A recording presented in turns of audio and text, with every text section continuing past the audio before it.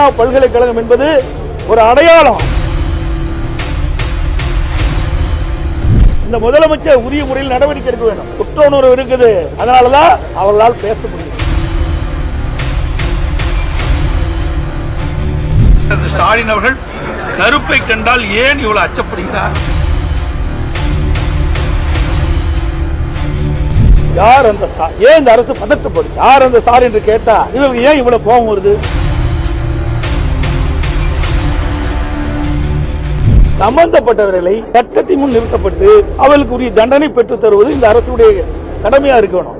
ஆனால் யாரையோ காப்பாற்றுவதற்கு இந்த அரசு முயற்சி செய்வது என்பதுதான் மக்களுடைய சந்தேகம். அதனாலதான் இன்றைக்கு ஒட்டுமொத்த தமிழகம் மட்டுமல்ல இந்தியாவே யார் அந்த சார் என்று கேட்கின்ற அளவிற்கு மக்கள் குரல் ஒலிக்கிட்டு.